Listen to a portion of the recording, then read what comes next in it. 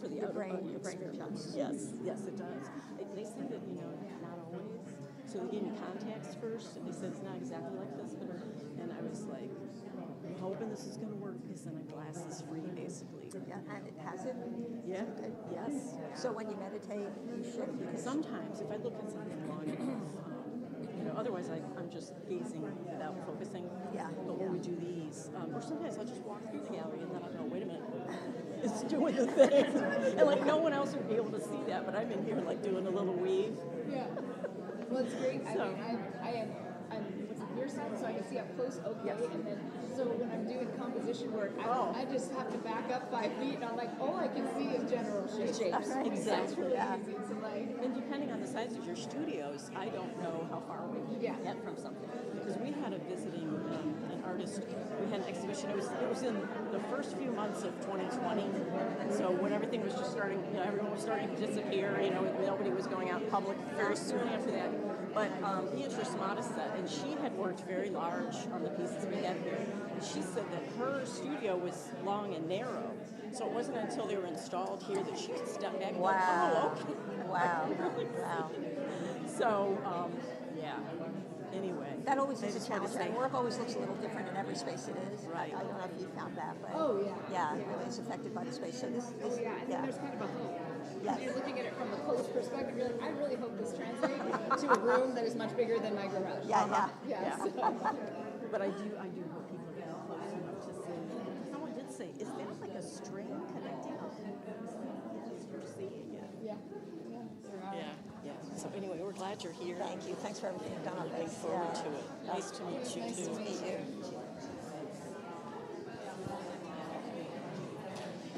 I should turn my phone off. Make sure it's on. Yes, I just did that.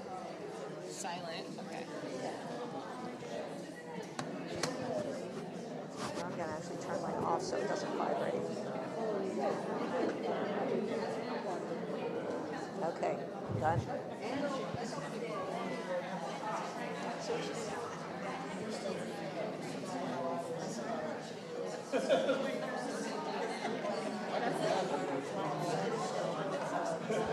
Good afternoon. That doesn't sound like it. Good afternoon. Hello? Okay.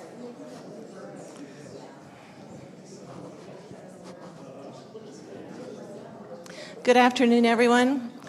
I'm Martha Johnson, director of the Maier Museum of Art at Randolph College, and I'd like to welcome you to the 33rd Annual Helen Clark Berlin Symposium. We begin this afternoon by acknowledging that the land Randolph College occupies was inhabited by Yesa, the people, but due to warfare, disease, forced migration, assimilation, and broken treaties, the people were reduced in number and were forced to a fraction of the land they once occupied. Today, descendants of the original people of the land, the Monicans, understand that, quote, "The land is the people, and the people are the land, and we are not strangers on any of the land that was once considered our territory," end quote.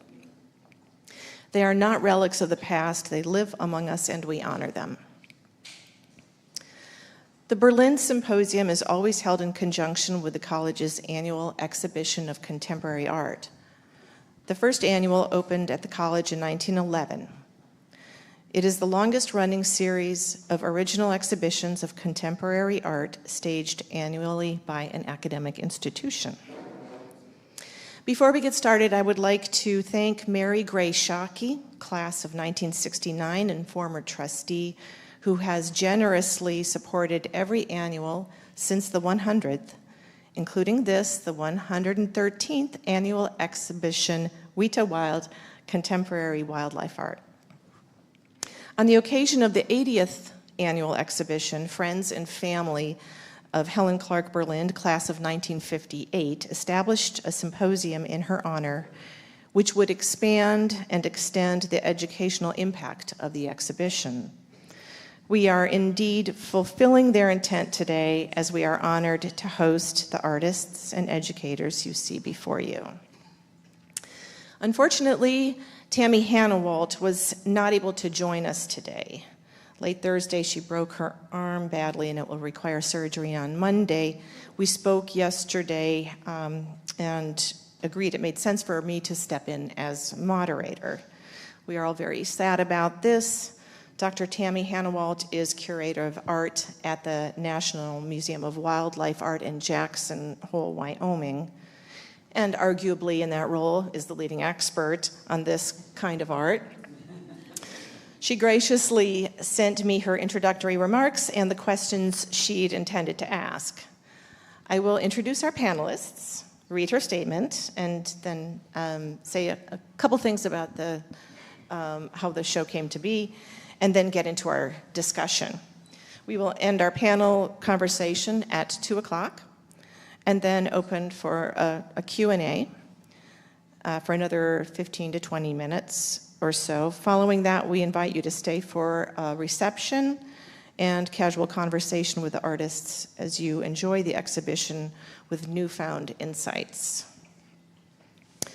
So, Tammi, could you hold my mic? Thanks, Mark. Oh, yeah, no. I got this. Just got to do this. Okay. Okay, so these fine people next to me. Adonna Khare received her MFA from California State University, Long Beach. In 2012, her epic drawing, Elephants, was the public vote grand prize winner in the world's largest art competition, Art Prize, competing against over 1,500 artists from around the world. Her work has been featured in the LA Times, the Huffington Post, American Art Collector, Juxtapose magazine, and more. Her drawings have been exhibited at Crystal Bridges Art Museum, Boise Art Museum, Minneapolis Institute of Art, Grand Rapids Art Museum, and others. Her work is included in prestigious public and private collections throughout the US and internationally. Mark Messersmith, a professor emeritus of Florida State University, has received multiple accolades for his remarkable contributions to the arts. This includes 4 individual artist fellowships from the state of Florida, 2 Ford Foundation fellowships, 2 fellowships through the National Endowment for the Arts, Southern Arts Federation, and a prestigious Joan Mitchell Foundation Award. His art has been acquired by esteemed public collections such as the Butler Institute of American Art, the Grace Museum, Jacksonville Museum of Modern Art, Virginia Museum of Fine Arts, Asheville Art Museum, and others.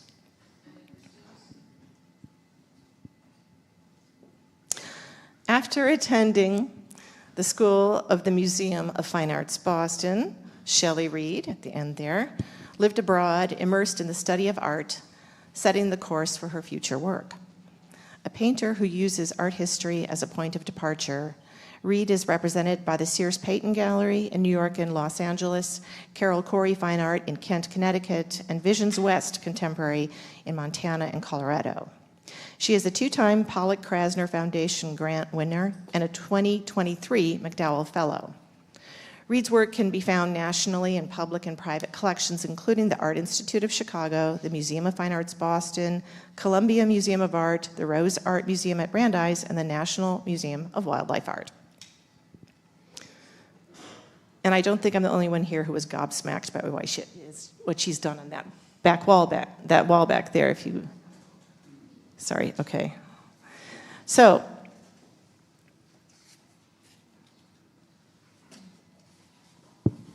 next I'm going to read, it's okay, I think I got it. Actually, I might need you. You know, I don't need this clipboard. Yes, thank you. I'll just take this out of here. Sorry, everybody. Okay, that's better. So, I'd like to read the remarks that Tammi Hanawalt sent to sort of think about and define what wildlife art is. So thank you, Tammi, for letting us use your words here. Wildlife art, when considered broadly, includes all art that represents wild animals. She says, I don't know if a genre called wildlife art really exists in the realm of art history, although those of us who work with wildlife art have and are always trying to include it as a category. Wild animals have been present in art since humans first painted images on cave walls or carved figures in stone. Egyptians represented their gods as human-animal hybrids in their Book of the Dead, and Sumerians and Assyrians carved relief sculptures of lions on their palace walls as a fearful reminder to their enemies about the power they were dealing with. Medieval bestiaries were filled with an abundance of wild animals that symbolically and visually relayed stories and provided lessons as well as entertained. For centuries, Native American artists have represented the significant and symbiotic relationship between humans and animals in their renderings and narratives of realistic and abstracted figures. And there are far more examples that might be cited. Still, 19th century European art critics, those who made up the categorizations for art history, frowned upon depictions of animals in art. Artists such as Antoine-Louis Barre, who was particularly skilled at depicting wild animals from his intense studies at botanical gardens and zoos, was labeled by an art critic in 1831 as an animalier, a description that at the time was derisive, although later it was embraced. Such labeling indicated that Barre's work of animals were secondary to artworks of human beings and should not be taken seriously. Barre's animal sculptures would later be recognized as illustrative of one of the themes of Romanticism, embracing the emotional power of nature. 19th century wildlife art in North America centered on scientific recording and exploration. John James Audubon, for example, illustrated The Birds of North America, printed between 1827 and 1838, which at the time would have been found in the hands of wealthy collectors and later in natural history museums, along with the taxidermy specimens that Audubon himself may have hunted. Charles Darwin's theories concerning natural selection had a profound impact on the visual arts in the last half of the 19th century. Before Darwin, it was more important to show the detailed anatomy of an animal and less important to show an animal in its natural habitat. Since perhaps the 1900s, wildlife art has been grouped together with art of the American West, art associated with the last frontier, depicting cowboys and horses situated in undeveloped landscapes. Based in nostalgia, art of the American West sometimes presents an idealized version of American history. Western art was a part of the persuasion to settle the West, and wild animals, including bison, elk, moose, and grizzly bears, were a part of the vast landscape, which showed the beauty and the bounty that was potentially there for the taking. Paintings and sculptures of animals and landscapes that were not part of the East, at least not in the late 19th century, could be found in ranch homes and cabins, as well as in Eastern mansions and businesses. Wildlife art was a way to connect with nature without having to be outdoors. However, today we are living in the sixth mass extinction in an epoch known as the Anthropocene, which is defined by human influence on the environment. In this era, humans must come to terms with not only how to survive in an ever-changing environment, but also how to maintain our evolving relationship with wildlife. Contemporary artists are employing wild animals in their artwork to address pressing concerns, and by doing so, they are broadening notions about wildlife art. The artists here today, Adonna, Mark, and Shelley, sometimes reference earlier artists to address colonialism, environmental policies, and the human condition. As they address contemporary issues, they incorporate wildlife art in ways that reflect their own diverse understanding of the space where humans and animals learn to coexist. So, before we get into the questions, I just want to very quickly describe some of the ideas behind this show from a curatorial perspective. With our annual series, we are always intending to show as full and rich a story of American art as we are able to do so. And we are looking at diversity in all of its forms. And one of the, I'd been interested in the idea of wildlife art as a thing apart from animals in art, and what that was all about and the history of that and how people feel about that. And I was thinking, well, that would be an interesting thing to center an exhibition around. And I was really looking at artists that weren't going to be adhering to strict definitions of wildlife art, but who had that certainly grounded in their work, but were saying something different, timely, something that sets them apart from that tradition also. And so I've always been, I've been a longtime fan of Tom Utek over here on this wall. And I, more recently than was introduced to Mark's work, and his work is right along this wall here. So I just, when I was first introduced to Mark's work, I thought there was something really that he had in common with Tom Utek. Tom Utek is really focused on a very specific landscape, and this is sort of the Boundary Waters, Great Lakes area, that landscape. And you can see that he's true to a lot of these features of the land and the animals that inhabit that land. But it's also a fantasy.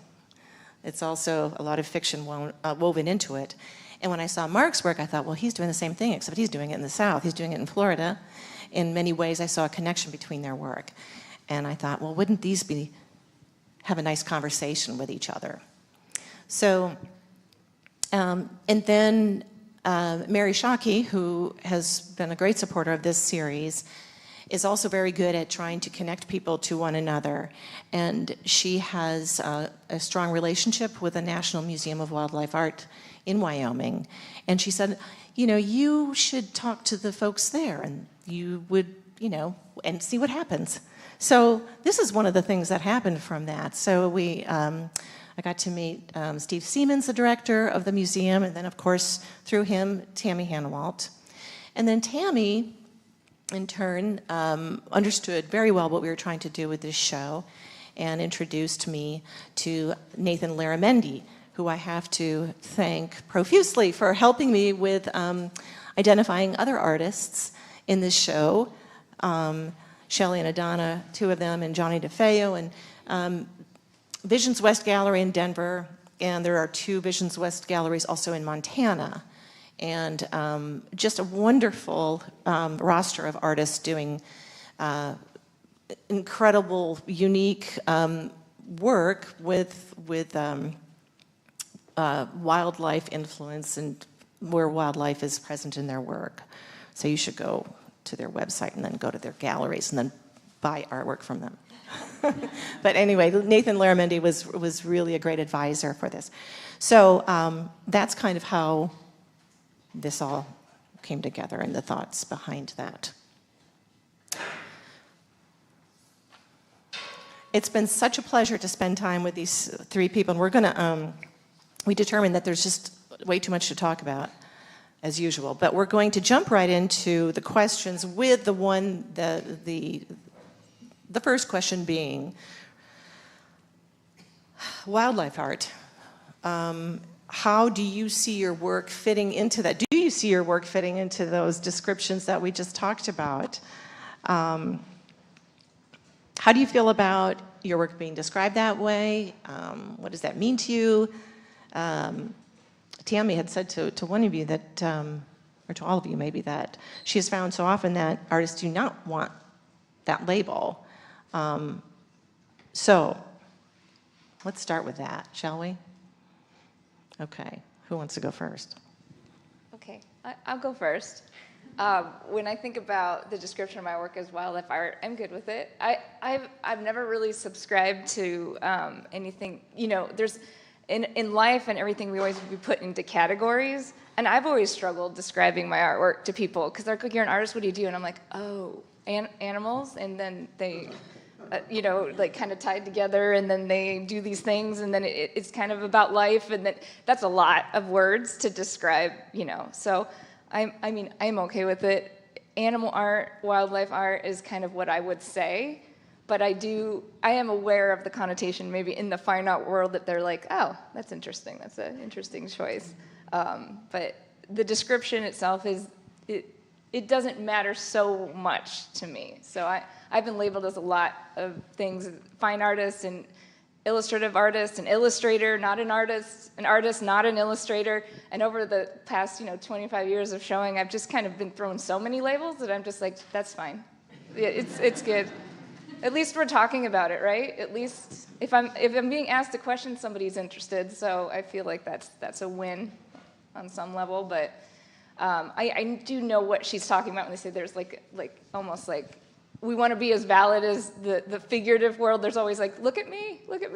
And then to be in pencil art in a field like that is sometimes a little bit more like, hey, we're still important, we still have a voice. So, but the description to me is okay. Yeah, it's good. They're wild animals tied together strangely. So yeah, I'll take it. Well, first I want to thank you guys for showing up on a Saturday morning. And for this great opportunity to be in a show like this. I'm really grateful for that. For me, the wildlife thing never even entered my mind. It was just things that I live with, things that I see. Everything I paint are things that I've actually experienced to some degree, maybe not actually doing what they're depicted in the paintings as doing, but I have seen these animals. And I think I'm sort of really interested or aware or bummed out by this point that we're at right now where the animals, at least, maybe around here, but certainly in North Florida, there's still this coexistence between a remnant animal population and human encroachment, and this sort of like, maybe it's not too late to salvage some of their habitats, some of their existence, but at the same time, we got a governor who proposed to build golf courses in the state parks. So it's just a question of time before some of these animals, some of these venues that they live in, are going to be so small, so subdivided, so segregated that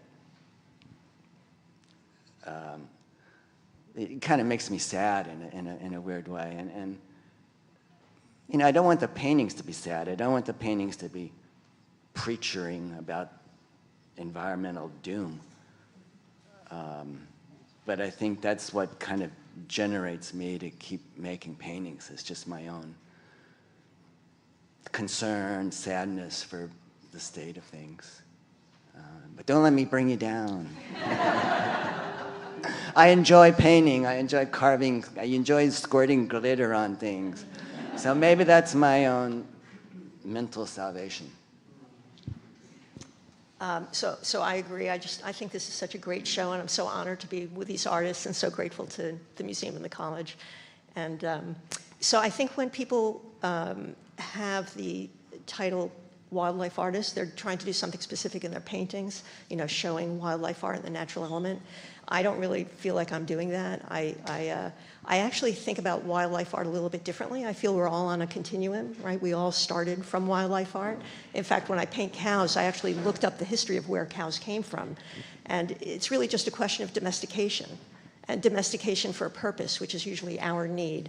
So I deal more with concepts along those lines, like the animals standing in as metaphors for humans and our treatment of one another and the environment, what that represents.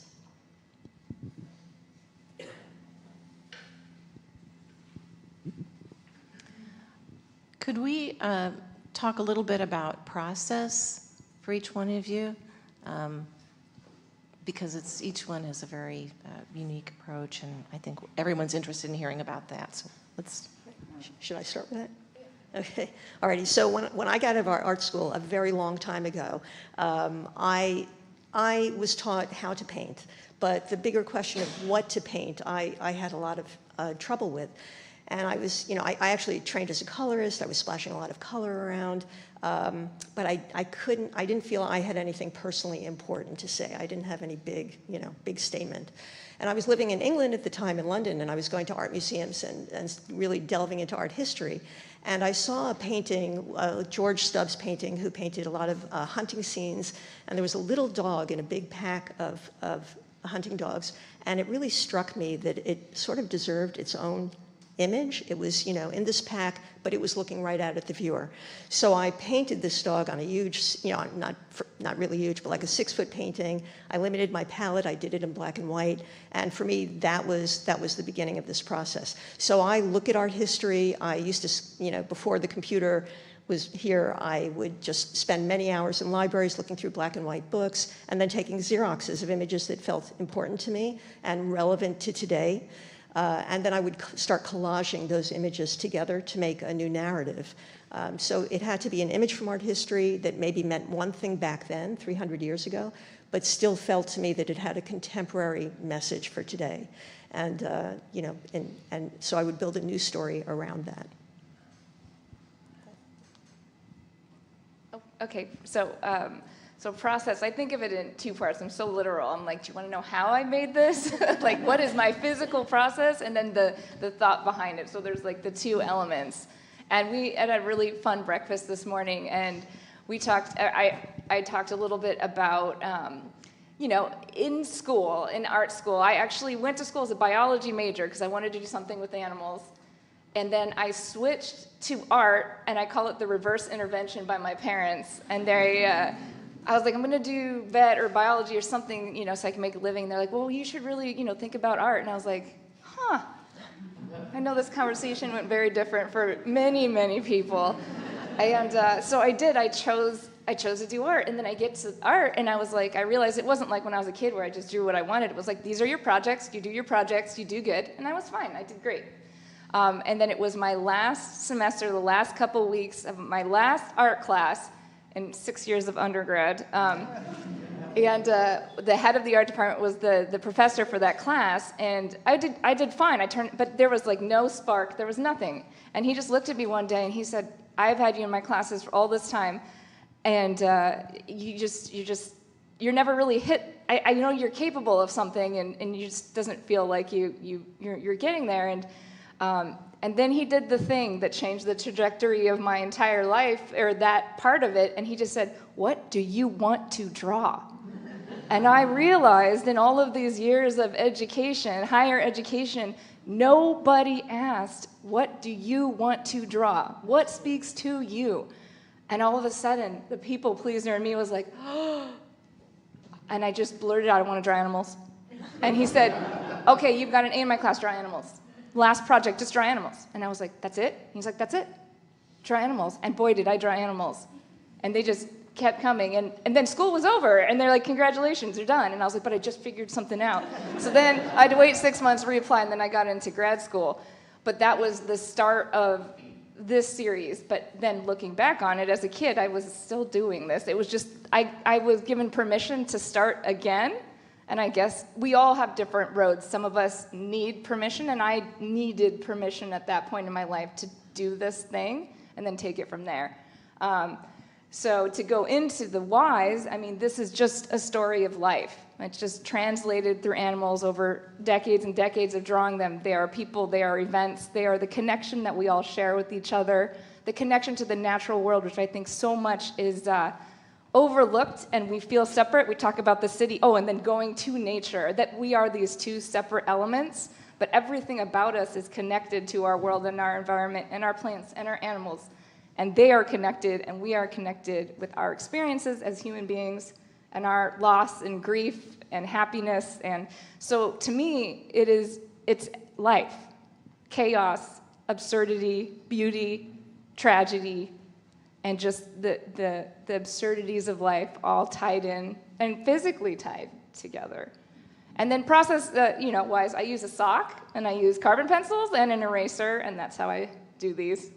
They're not pre-sketched, they just kind of come organically. And some of these drawings, this would be kind of a middle size. Some of them are much bigger, and some of them are carried onto the walls, and I draw live. And so they kind of like react to the environment and to experience of having in that moment. So yeah. Thank you. Well, it was interesting you talked about wanting to be a biologist. When I was a kid, I thought it'd be fun to be a botanist. I didn't know what a botanist was, but it sounded cool. And when I went to community college, I realized I didn't want to be a botanist. I just like plants.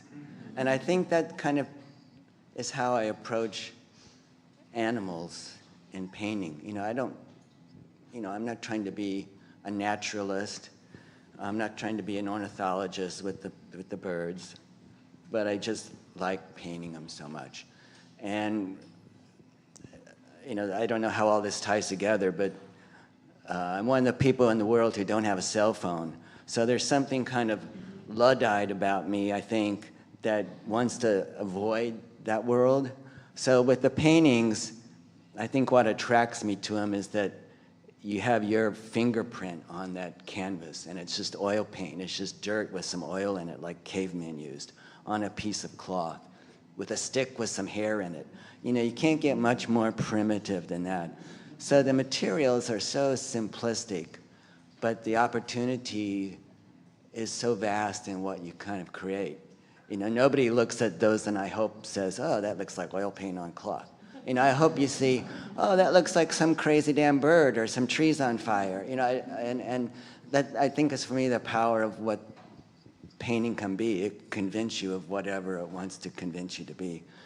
And my process is just basically simple. I do everything. I build the stretches, I stretch the canvas. And sometimes I might have an image, like it might be like, spoonbill in a particular photograph that I like, oh, that's kind of interesting. So it's like setting up a theater or a stage or something. You got the main character, you start messing with the spotlights so they look good, and you start adding the secondary characters, and then all of a sudden, the longer you get into the performance, the story starts to make sense. So by the time I'm finished, I kind of realize what I was doing. I don't want to know when I start, because there wouldn't be that much incentive for me to just follow through it. And then the carvings, they come last. So it's really kind of a creature of habit, methodically going through this same process of just rediscovery.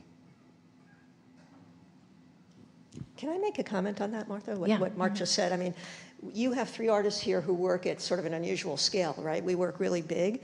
And when you said setting up the spotlight, I mean, that's really true, because I think of the highlights, the value in the painting is how light or how dark things are. And the light is really important. And so the 3 of us do something that's very theatrical, right? And cinematic, and almost operatic in a way, right? And also very body-oriented, so you sort of enter the space, which is very different than just looking at a picture. Yeah, I think all of our work invites you to come into the environment. It's like creating a space where you're like, oh.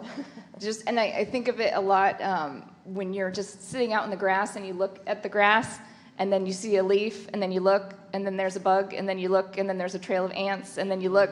So it's that idea that you can keep discovering more by getting closer, and that I've noticed that in this show, that there's always a little bit more to see, always a little bit more to find. Yeah, there is a lot to find here. And Mark, like your Perdellas, just those alone you could spend a lot of time with each one of those little boxes. And maybe for all of you, I think that if you want to talk a little bit about your influences in sort of art history, maybe they were not wildlife artists, but what do you look at if you do look at something for inspiration? And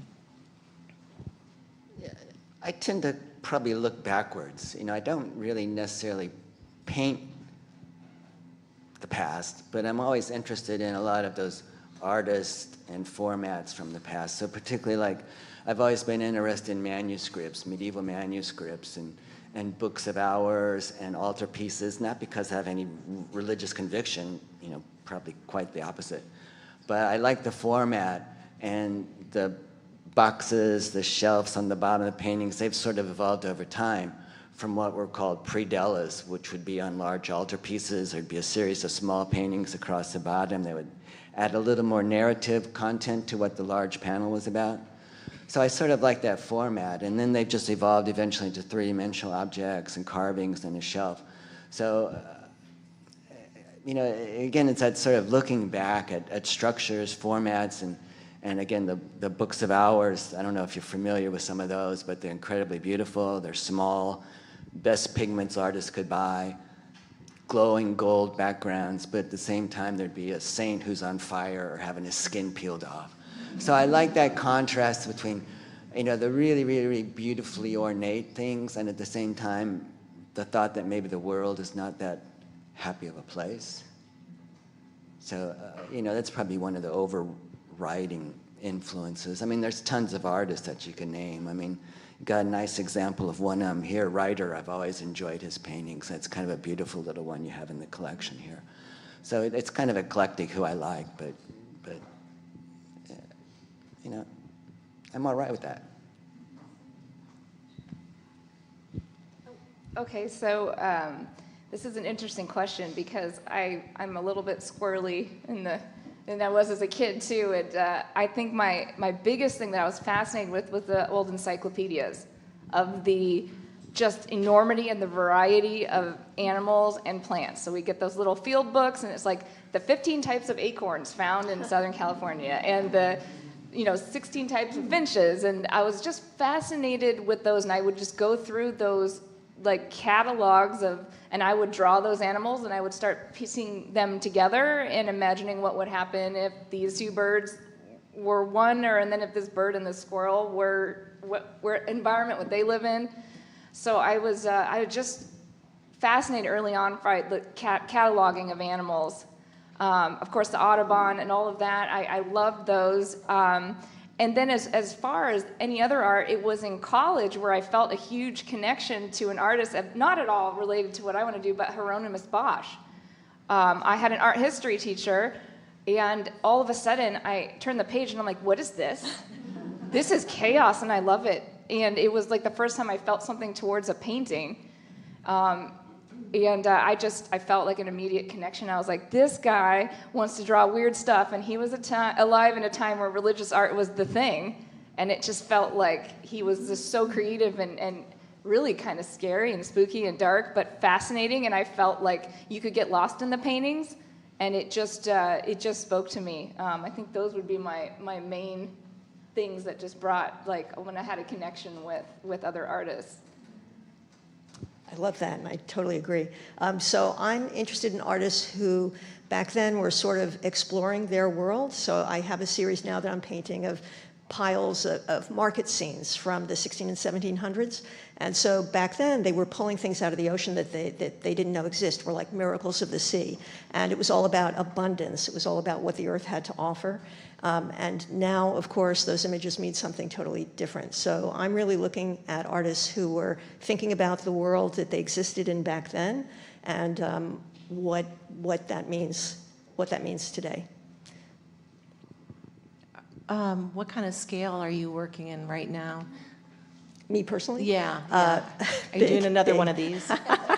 No, so I'm always working, well, up till now and probably for the last 30, 40 years, I always have something pretty big going on, but also a lot of small things. So the smaller work I've continued, they're sort of individual actors, I feel, that might show up in a bigger scene.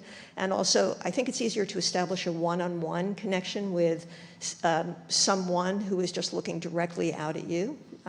So I love doing the individual portraits, but I always have something pretty big going on, and often I'll start a 6-foot painting, and then I'll think, it needs something on the left-hand side, and then it'll continue, and then I'm like, So that's often how often I have a collage that represents a 30 or 40 or 50-foot painting, but sometimes they just morph into that.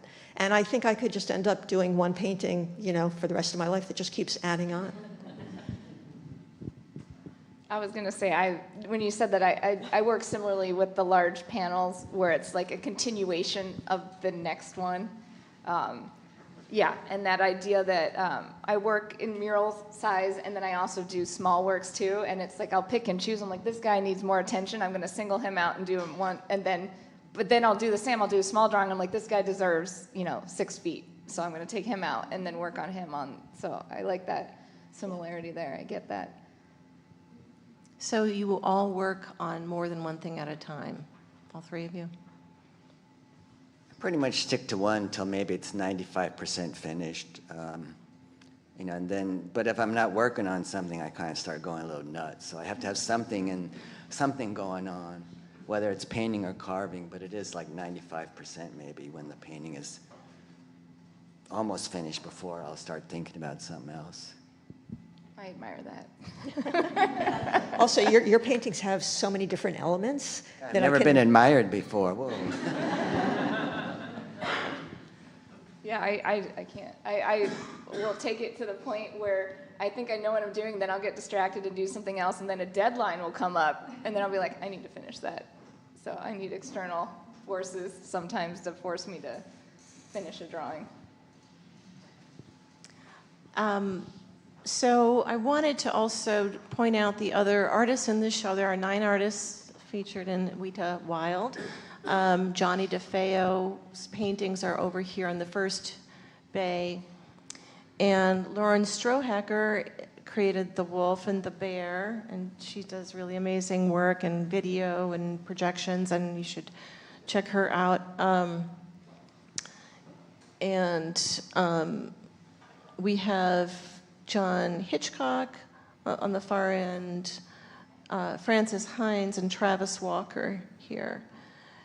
Hitchcock and Walker, Strohacker, and Johnny DeFeo are also from the Visions West Gallery. And so I see some through lines, some common themes maybe, but I'm wondering if you all, you haven't really had a chance to look at the whole show hung together, but maybe in just between the three of you, do you see common storytelling going on or a common theme that you share? Well, certainly the animals, obviously, but there is a kind of different concern, perhaps. At least for me, my interest is in these specific animals in this specific location that I've specifically looked at. And, for some reason, that just seems important to me. Not to say all animals aren't important, but it just seems important to me to have kind of a firsthand experience with their situations and watching them. There's where that lighthouse painting was painted, it's a National Wildlife Reserve, so for years I would go down there with some friends and we'd sit and paint landscapes. It's a sort of plein air thing that it's almost like wildlife painting. You don't say plein air anymore. It's like,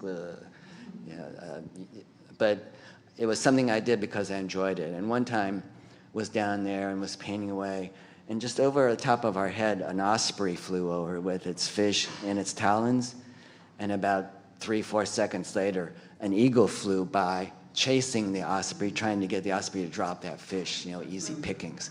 So it's stuff like that that I see that gets incorporated into the paintings. And I do work from images, whether it's Audubon or field guides or something like that, so I think we kind of maybe share some of that information in common. But I just like dealing with things that I've experienced to some degree.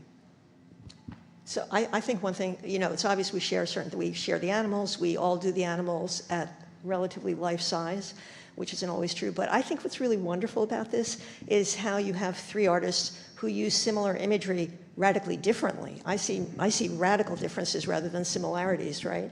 And I love that. I think that's kind of incredible to use a world of animals in really very different ways. Yeah, I see both of those. All is true. It's like we use the animals as our language, and all of our languages are slightly different, but it's all an invitation to come into the space. And it's all reverence for nature and wildlife and animals, and it's all like I just think it's, when I see Shelley's the eyes, it's like, to me, it's like, just speaking, it's like having a connection with the animals. And it's like having a connection with nature, having a connection with, yeah, so that's what I see. Just different languages, but we're all trying to say the same. No, I'm not going to say we're all trying to say, I'm not going to put no. I'm just saying we're all just inviting you into the space and the reverence for that piece and those animals. And I think what it shows is that basically animals are our existential other, right? You know, and we all approach that in slightly different ways. Just like human nature is multifaceted, we use animals to show all those different facets. I think a lot of the works show an intersection between human and animal. I mean, I think that's a strong theme here. Maybe not in every piece, but I think that's something that I recognized as something most artists in the show were talking about in some way. Yeah. Well, the idea of wildlife is almost an extinct term in itself, because there's no wildlife anymore. Everything's on a reserve or fenced in or some national park, and it's all been controlled and managed and harvested. You know, like what I was reading the other day about 300 elephants were being harvested to feed a population in Zimbabwe or something like that who were suffering from drought. You know, so, you know, all of a sudden elephants become cattle. You know, it's just, you know, chop them up to feed people, and those people are still going to be hungry again 6 months later. And you go, well, what do you do now? Chop up some wildebeest. I mean, you know, so again, don't let me put you down, but but you know, it is, you know, unsettling or sad maybe to me when there's really a feeling that you can't do anything about it. You know, I can't do anything about those 300 elephants or ivory-billed woodpeckers or anything like that. So It seems like anything that depicts wildlife these days is, you can't not think about all of that. It just is, your mind can't, I mean, I think for most of us probably it is inseparable from the thinking about the reality of, well, and now what are we doing to this, to all of this, and how are we taking care of or not taking care of it? And it goes there very, very quickly for me, and I think for a lot of other people that. Yeah, it's the overconsumption, how things serve us, how nature serves us, how animals serve us. There's just that idea that, yeah, it's all, it feels like the general idea is that, yeah, these things can exist as long as it serves us, and when they don't serve us, we're going to move it over or harvest or use it and then, you know, make it work for us. It's this kind of like, they're an option, and it's, yeah, I mean, considering the huge loss of habitat and our diversity in our wild animal population, yeah, I think it is a tragedy, and you know, you're not the only one that it feels that when they draw. It's like this is amazing. Our, you know, our diversity and it is amazing, and it is so much part of our humanity, and I don't think it is as well represented in the fine art and the, you know, contemporary art world as it maybe should be, that this is part of our humanity that we are losing at such an enormous pace. So yeah, I'll join you in it's devastating. So it's devastating. I'm just going to add that along with the overtly depressing stuff, that this is all true, that I think, you know, I try to think about how we represent the potential, right, for humans to do sort of heroic, incredible things. It's, well, I don't know. You're the optimist at Right. No, but it's kind of, it's just to true. throw another little pessimistic wrench into it. Yeah, no, it's you true. know, How much there's does art almost do? 9 billion people on the planet. You know, so when you get that many people, which is not going to get less, there's not room for many other creatures to survive. So, yeah. But again, you know, I don't know. It's just like, what can you do? Yeah, on one little acre. You know, Mark, it's funny because, oh, I'm sorry. No, I was just going to say, out of all the art in the room, and I think there's such fabulous art here, yours is so, vibrant and and I don't know if I would say optimistic, but it's like we're here and we're fabulous. There was a story I heard once about how a Chinese cook kills a goose. So he puts the goose on his lap and he's stroking the back of the goose, and the goose is all content. And with the other hand, he's using a razor blade, slicing its throat. So that way the hormones don't start going crazy in this panic-stricken goose, so it apparently improves the flavor. So I think, maybe I'm like stroking your back while you're looking at and then I'm cutting your throat at the same time. Well, I think you're sort of a closet optimist, though. I mean, to hear you talk about, the way you spoke about, the human hand in creation, when we were talking about AI last night, when we were talking about technology and how things are, not going to, how we're going to ride this, you spoke beautifully about the purpose of why you continue to paint and you continue to create. And so can you say a little bit more about that? About what? Well, the human... AI? Well, how we're going to conquer it. That there's a role that we will continue to be doing things in spite of it, and the value of that. Yeah, I think at least from my own mindset, painting is special. Painting, drawing, anything that's done by an individual with their own hand, and maybe there's only one of, because there's not many things like that left in the world. Everything is duplicated, Instagrammed, photographed, printed, all over the world. But there's only this one drawing, there's only that one painting, there's only those 3 paintings. So the idea of there's still a human aura involved in the making of these things. It's not pushing a button, it's not jiggling a mouse or something like that. I think is, really speaking to the human condition that we're all in. We all, that's what makes us human, is what we leave behind. And if it's just some digital image that floats off into the ether that nobody really cares about, it's not saying anybody's going to care about these paintings, but at least they're left behind. Somebody will have to deal with them.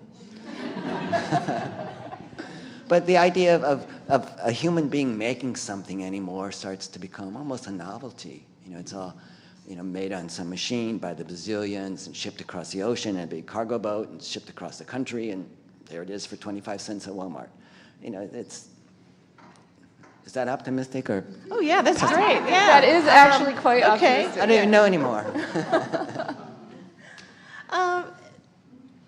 Do any of you have any words of advice for a young art student? I mean, I loved what your professor said to you, Adonna, and I think that it's really instructive for people who are starting out, committed to art, to having it as, making art as part of their life, maybe not their livelihood, but what did you say? It's not a great way to make...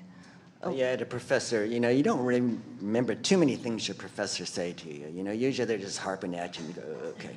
But, I had one, and he told me one time that, being an artist is not a good way to make a living, but it's a really great way to live. And, that's, again, one of those few things I took to heart that somebody actually said to me. And, they're right. It's not the easiest way to make a living. I should be in business school or something like that if I wanted to make a living. But I didn't think I'd feel the self-fulfillment of, really is self-fulfillment. It's just like you do this stuff, for ourselves and hope that somebody likes it. But that's neither here nor there. I mean, you have to do it because you enjoy doing it. And if you don't do it, you feel really bad about it. So in terms of advice to young artists, you have to realize it's a lot of work. It's easier to become a business major. It's easier to become a lawyer because you got a support system and you got a set of rules that you follow.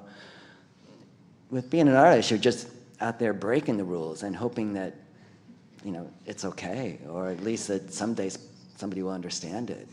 And you know, you're not going to get rich doing it. But you do feel maybe good at night when you go to sleep if you did something. So I had an art, a professor when I first started at art school, and I came to art kind of late. I got a degree in psychology. I did other things. But I was very, very passionate when I decided I wanted to make art. And after my first semester, where I was at the Museum School in Boston, professors would come in and look at all the work that you did for the semester, and they would grade you that way. And the walls were covered. I did tons, but I did tons of lots of different things. And one of the professors that I really admired, he looked around and he said to me, well, if you want to do art as a hobby, you should go to the other school down the street. And, you know, it was crushing. And the way it affected me was like, I'm going to show him. And I talked to him about it years later, and he said he felt it was his responsibility as an art teacher to try to dissuade people from going into what is an incredibly difficult career. And I understood it, but I thought it was a little harsh. So my advice would be work hard, and, you know, if you continue to enjoy it, then work even harder. And try not to look at social media where it looks like everyone is succeeding, because it's not true, and just try to, you know, focus on what you find really interesting and continue to follow that path. That was interesting what you said about what your professor said, trying to blow you out of the water as a kid. You know, my wife and I, we met in art school, so we were like this tall, and you know, she had same professors I had, and one day he said to her, well, you draw with 2 left feet. You know, and he may be, you know, off the cuff comment, but, you know, she was fragile enough in terms of her confidence that pretty much blew her out of the water, and it took some of the spark out of her. And it's you know, as an educator, you know, you have to realize that some of those things that you say off the cuff like that, you know, can really do some damage, or vice versa. And it doesn't take much to put somebody off from maybe what their passion is all about. Well, yeah, that's the opposite one of the you draw what you want, right? Is I remember, well, to not get distracted, I'm going to answer the actual question, because then I'm never going to come back to it again. But the thing that I would recommend to the younger art students and the ones that want to do art is that you don't require outside permission. You don't need that. You actually already have it, and maybe save yourself 6 years of undergrad, you know, and some tuition money, and just kind of like, if you have that feeling and if you know what you know, to give yourself permission. Because there is a world outside of academia that these people that influence us, it doesn't matter anymore. And it's what you have inside of you that's going to take you past that. Your graduate committee is not going to follow you outside of school and say, you sure you want to do that? You know, it's going to be you. You're going to have to find that voice. So that the earlier that you can give yourself permission to hear your voice, I think is liberating. But also know that even within that voice, you're going to get the flip side, which is, when I went to grad school, I had that, I'm going in to draw animals, and boy, did I get nailed when I went to grad school. It was like, you sure? Why would you want to do that? What about the figurative arts? Blah, blah, blah. You know, and I was like, what? But David said I could draw animals, and that didn't necessarily carry into grad school, so then that became a battle of trying to keep my voice with a committee that was dedicated to do this, like, you know, that's not as valuable as this, or you need to paint, you cannot continue, you know, doing this medium. So it's to find your voice and then to kind of stick with it through all the other things that are going to be thrown at you, and just hold on to it. And, you know, even before you find your voice, just to keep doing it. Right. Whatever it is that you're doing, keep doing it. Yeah. And you will find it, you know. Do you have anything else to say before we open it up for the Q&A? No, any questions? Yeah, I always enjoy questions because they're things that I haven't thought about. You know, I could sit up here and talk all day about things I've said before, and I'd rather be, you know, thrown a ringer with some crazy question. So the way this is going to work is you're going to raise your hand, and I'm going to run over with my microphone, and you're going to wait for me to get there so that you can speak into the microphone and I don't have to repeat the question, okay? All right. So, who's going to start us off? Oh, okay. Here I come. This way.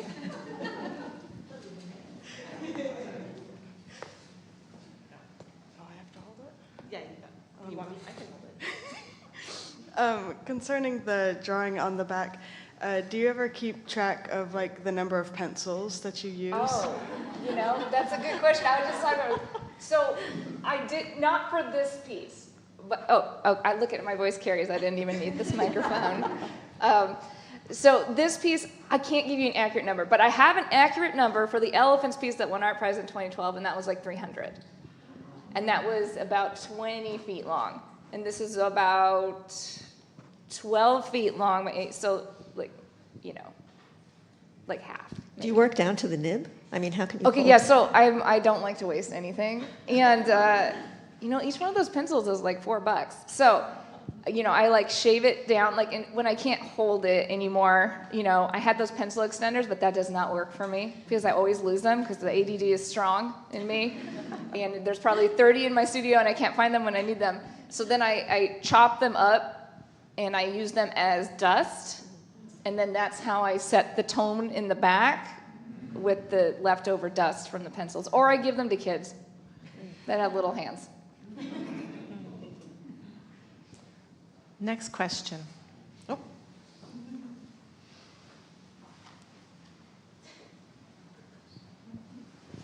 This one's for Mark. Wherever you are.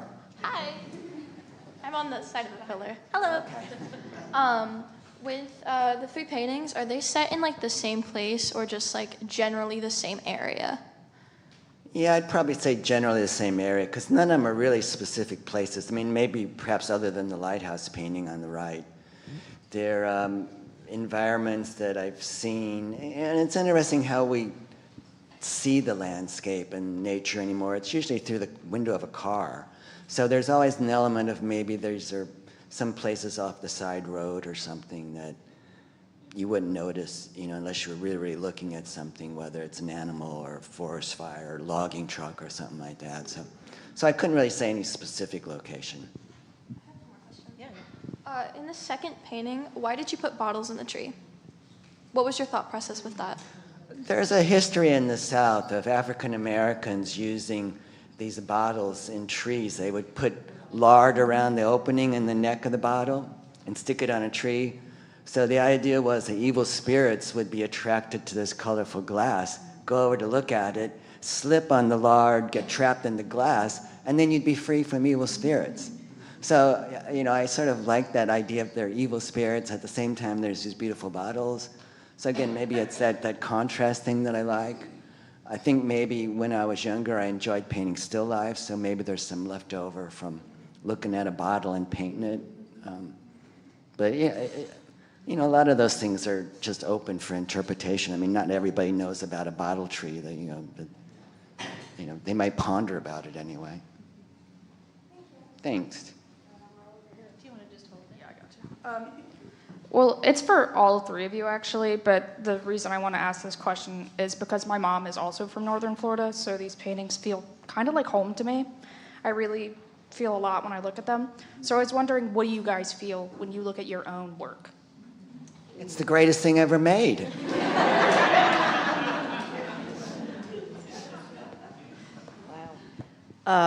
Sometimes, I hate to say this, but sometimes I'm sort of stunned, but most often embarrassment and that I wish I could do better. So there's this thing in art, when you paint, amongst a lot of my friends, probably with you guys too, that you can be in the studio working really hard on something and you get to the end and you think, I got it.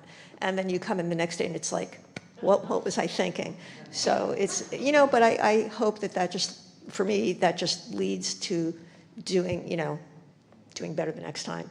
But that's a really interesting question. Yeah, that's good, because it really is kind of a catalyst. You're always unsatisfied, and you go, the next one's going to be better. Yeah. And then after that, it's, the next one's going to be better. Yeah. So I figure when I think I've done the world's greatest painting, and I'm sitting in a chair eating a bowl of chocolate chip ice cream, and I'm 102 years old, I can go, oh yeah, I've done it. I've done the world's greatest painting.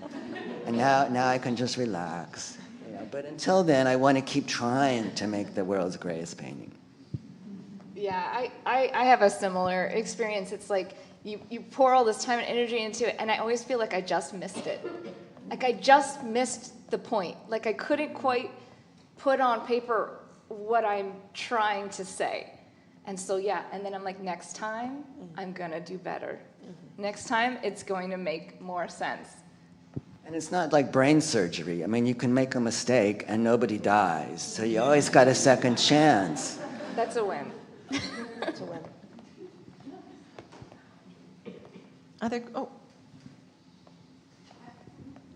This is a technical question for Shelley. Uh-oh. The works that we have on the ends here, the young bowls, the medium is listed as oil on paper. What kind of oil is it? How did you apply it to the paper? And does the paper have any kind of ground on it? Okay, so I'll be quick because this is only a question that technicians would be interested in. So if you put oil directly onto paper, the paper will rot.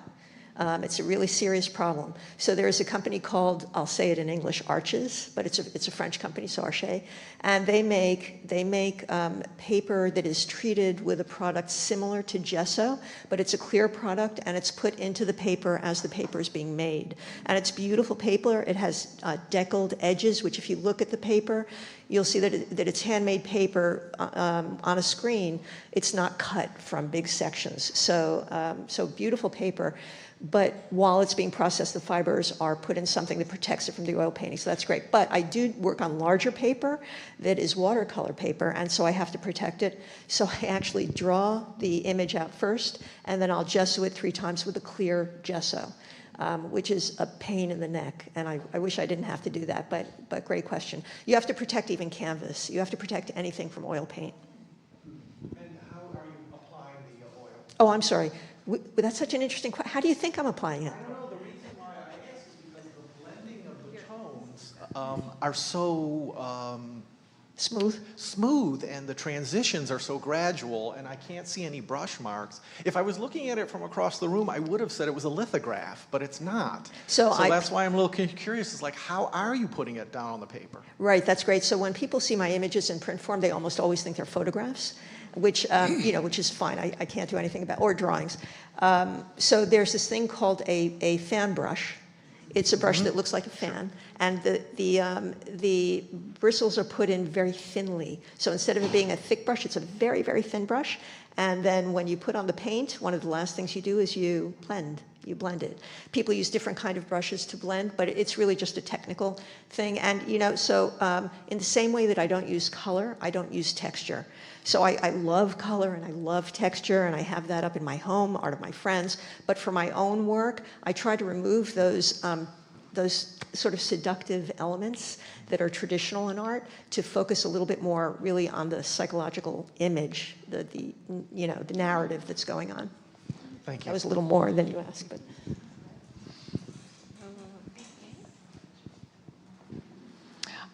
How long did each of your works take to make?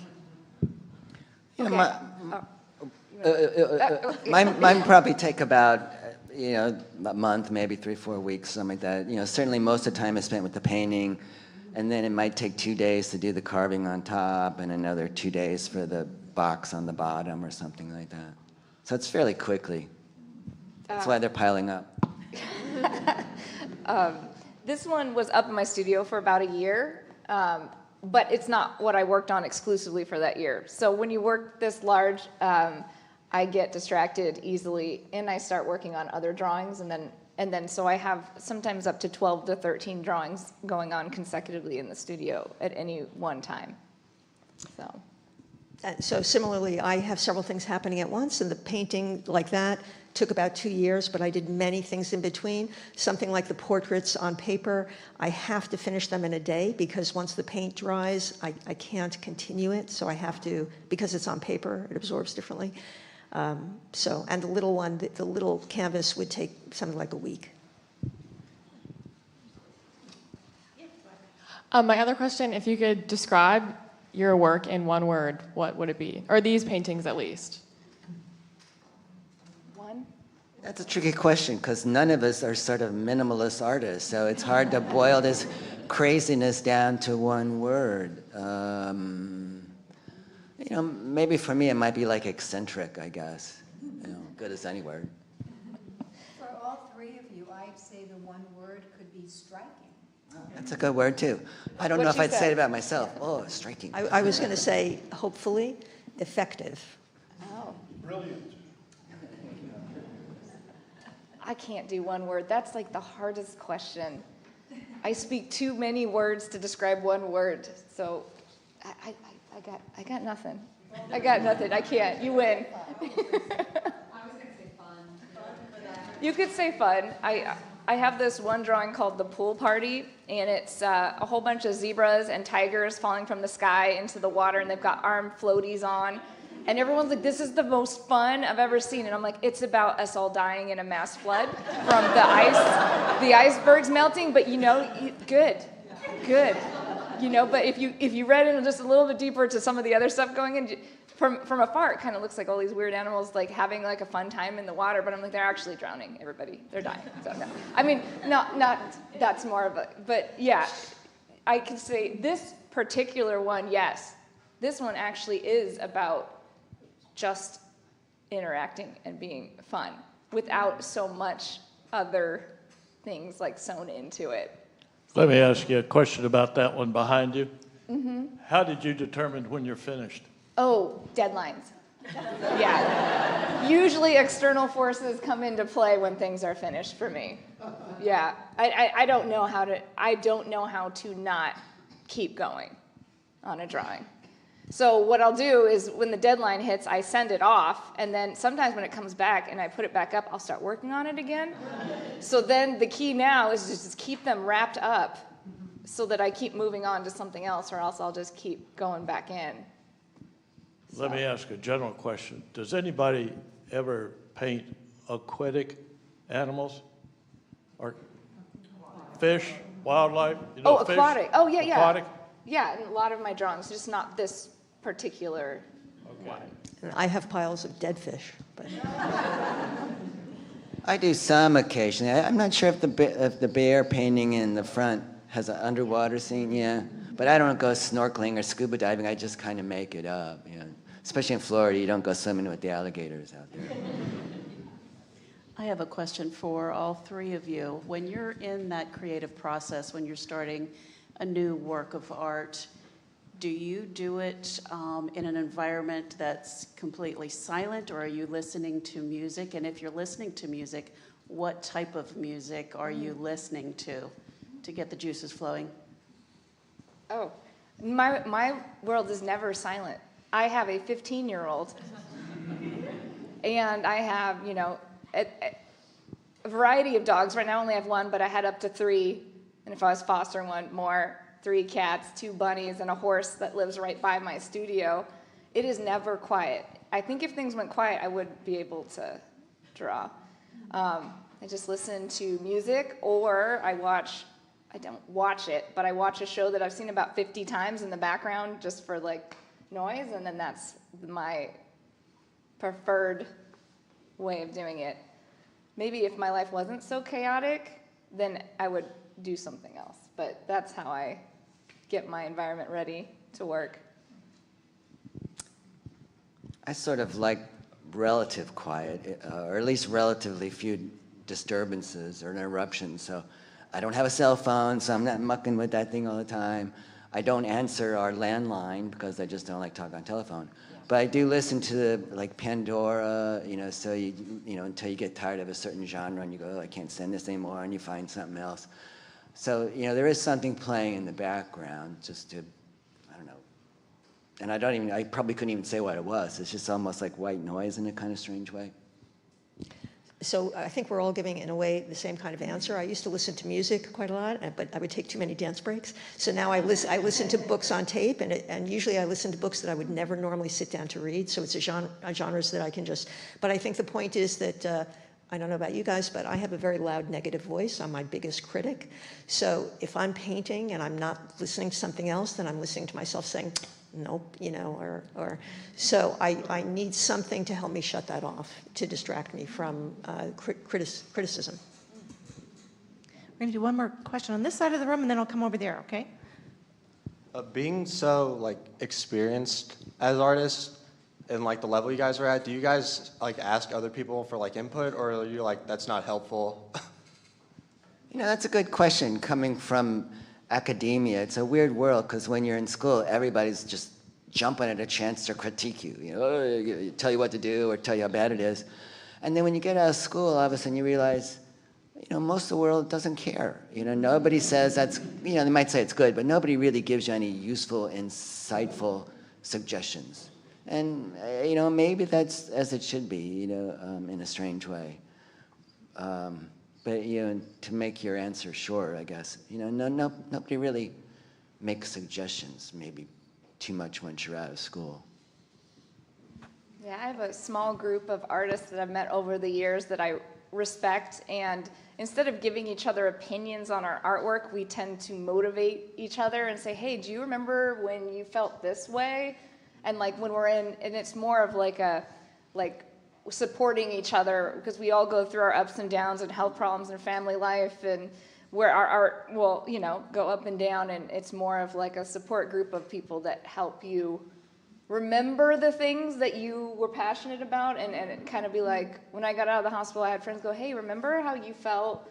And then it's like starts to bring me back into the art world, right? Bring me back in, but not so much to give opinions. I would never give opinions on their artwork, but I'd be like, I love that painting you did. It inspired me to, but more that way, because we're not in academia anymore, and that, you know, we all, when you go through grad school, you have a little PTSD from everybody telling you all the things, right? And so I don't want to put that back out there, but yeah, we need to support each other as artists, but not to like give, like you have to do this or do this, but yeah, it's more of like a support.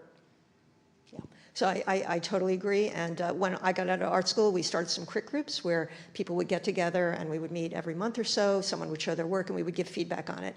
And it became clear over the years that people would start to give feedback from the kind of work that they were doing. And, you know, I just don't feel I need that kind of feedback anymore. So it's sort of, you get to the point where you sort of know what you're doing, and it's okay to accept that without feeling arrogant about it. So at this point, it's more about support.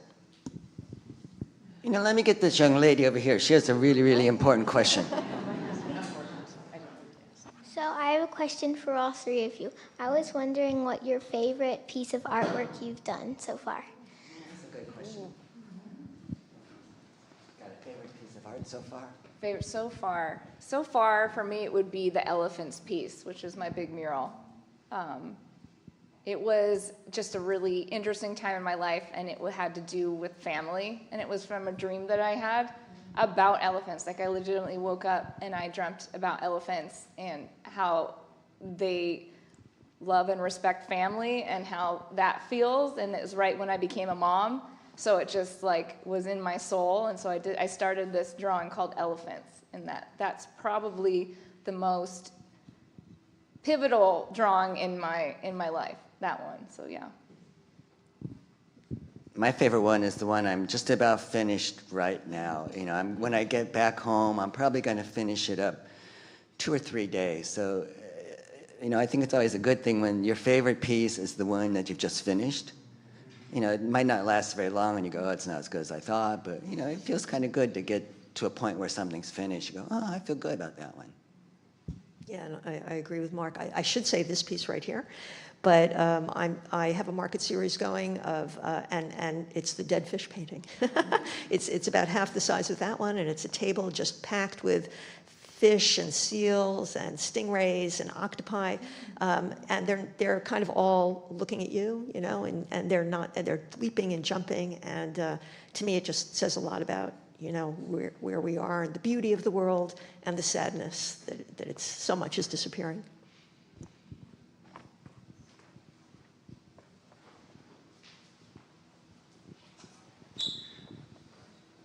We have 2 artists in the collection. One you've definitely heard of, James Audubon, but I guess it's sort of the other end of the spectrum is Walton Ford. And I wonder where each of you, just briefly, would put yourselves in that spectrum, and maybe briefly why. So Walton Ford does a very specific kind of work. He's a fantastic watercolor artist. He does massive, usually, though also medium-sized, images of animals that look like they're from out of art history, and there's almost always a story to tell, and he often has writing. It looks old-fashioned, the work looks old, and they often deal with a fable or a moral. Did I get that right? Okay, all right. So I was looking for a gallery in New York a long time ago, 30 years ago, when we used to hoof it on foot with our slides and go to, we don't do that anymore. But I walked into this gallery that I wasn't going to apply to, and there was work that I absolutely loved. And it was little interiors from the South, family dynamics happening. And I thought, I love that work. I'm going to apply to that gallery. And that was my first gallery in New York. They were early Walton Fords, which you should look up because you can barely find them. And I have another experience with him that I was, big museum on the East Coast that I really wanted to go get into, and still hopefully will. And the director saw my work and she thought, is it a little too Walton Fordish? And I'm like, what? They have nothing to do with each other. And it's like, oh, of course, so yeah.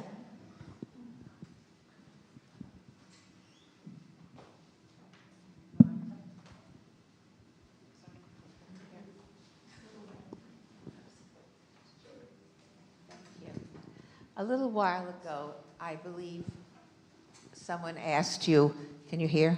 What would you call your drawing? Do you remember that you're talking about? What does this seem like, or what you would call it, or the name? At least that's what I understood, no? Well, I would call it A World at Peace, the one behind you. And I want to tell you how wonderful I feel looking at it, because nobody is quarreling, nobody is arguing, nobody is hitting anyone else. There is no hate, there is no destruction, there is no death in there. So it is just so comforting and so beautiful. I love it. Oh, that's amazing. Thank you. Other questions? Okay, here.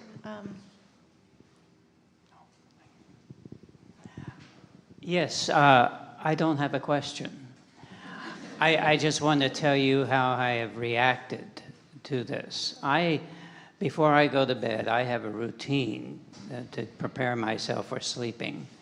And I know I'm going into another world. And so usually I read folk tales or fairy tales or things like that after a long day. But since the booklet was sent to me a few weeks ago, I've been using the booklet of all your work, looking at them. And I just look at every single night I have since I got that booklet a few weeks ago. And so I look at it, and I keep on looking at it, and I keep on seeing things new. And then you fall right to sleep. Pardon? And then, no, I don't fall asleep. And I've read everything you said in the booklet, and and I just wanted to say, it doesn't put me to sleep; it puts me at rest. Oh, good, thank you. That's amazing. Thank you. Adonna, the piece behind you, did the animals take on any type of characters in your life, like the one with its tongue sticking out and the one with the horn in the rear end? And you can just look at all these things in this picture. It's like, do they remind her of any specific instance in her life or person? Yes. It's got to be because of the characters and what they are showing.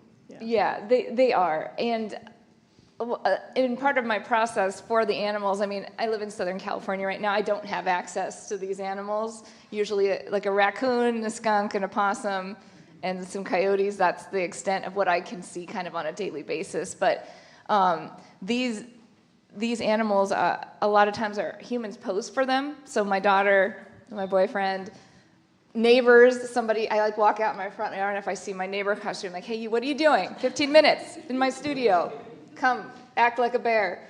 And a lot of times they represent like a person specifically, and sometimes I will not share who that is because they are in my life still, and I don't need to know that I represented them as a bison with his tongue out, like, it's best left that for me. But I enjoy that people can give their own stories to it, and there's a lot of drawings I've done specifically around health where people are like, I know what that feels like, or like, I know what it feels like to have the house crumbling down around you.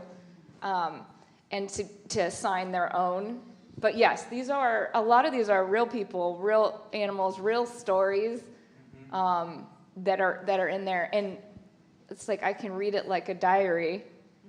And bears specifically, when my dad passed from brain cancer, I used a bear to depict him. And so sometimes when I think about him, that comes back out. And it's made it into several, not so much this particular drawing, but several other drawings when I'm trying to talk about that. So yes, it's just like a personal history, and yes, very much so individuals in there. I just knew it. Yeah. Oh yeah, you could. Yeah. And one of them's a pain in the. Yes. Yeah. Yeah. I have one quick question for Adonna. How did you decide how large or small to make your animals? Oh, yeah, it wasn't a real decision in the beginning. I just start with an idea. And so when I first start these drawings, I have like a sock on my hand, and I put the dust on the paper, and I come in with big erasers, and I want to bring people in, and I want people to see these animals, and there's something about drawing them almost to scale that I think is extra inviting. Like, did we forget that there's these bears here, people, that are amazing, and they're huge, and like, just to like bring them into the space. Yeah, and I like to play around with that idea, but it just kind of happens. Yeah, I don't care so much about scale, to the accuracy of the scale. I just like to play around with the scale. Other questions? It's for Adonna. I'm struck by the expressions on your bears' faces. They're smiling. I don't know if they're happy or just self-satisfied, but it makes me smile when I look at them. Was there an idea behind their expressions? This particular drawing is the last of the big works that I did before I got sick. And it was a really interesting time in my life. It was COVID, and I was finishing it up, and I was looking at the possibilities of a different life in my personal world. So this piece was specifically just about what I thought that would look like and the players involved in it. And so I was thinking positively, like what I want my future to look like and the future players in my life to look like, and less about an environmental situation, or this was a response to like things like being connected and just putting that out there, like this, just the contentment and the kind of happiness and the, I don't know. In my time of my life, I wanted to put that out there. So that's kind of where it came from. And there's specific people. Yeah. Another question? How are you doing? I wanted to thank each of you for coming here. It's been such a privilege and a pleasure to come over here and spend time with each of your works. They're extraordinary. They really are.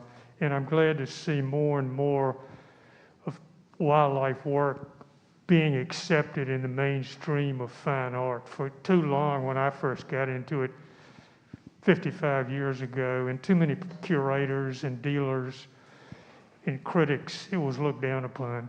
At best, it was an illustration which had a kind of a nose-wrinkling odor to it. So thank you, and thank you, Martha, for bringing it here.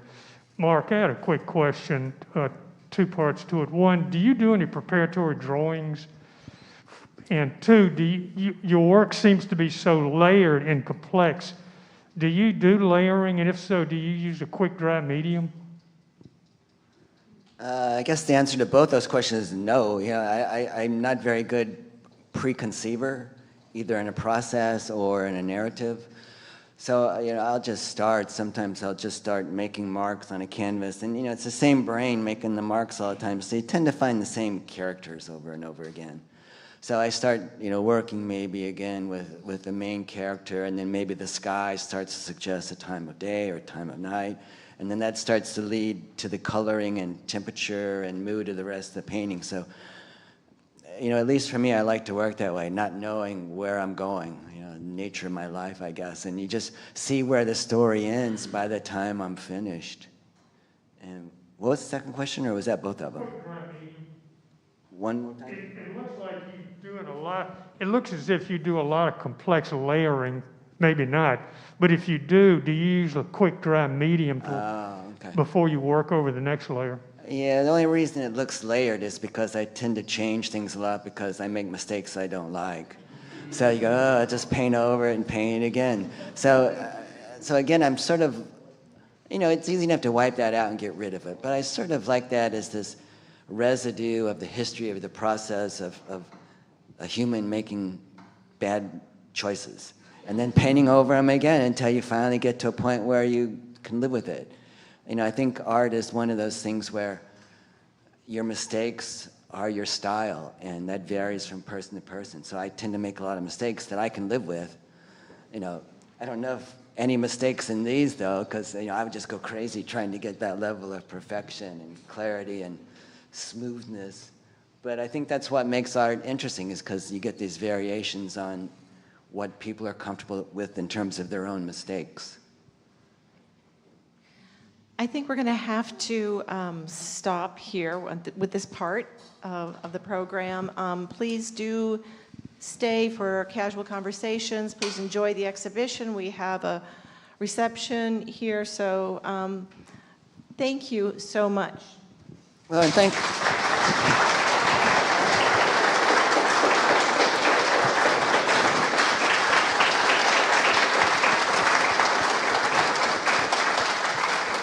Well, and thank all of you again for, coming today.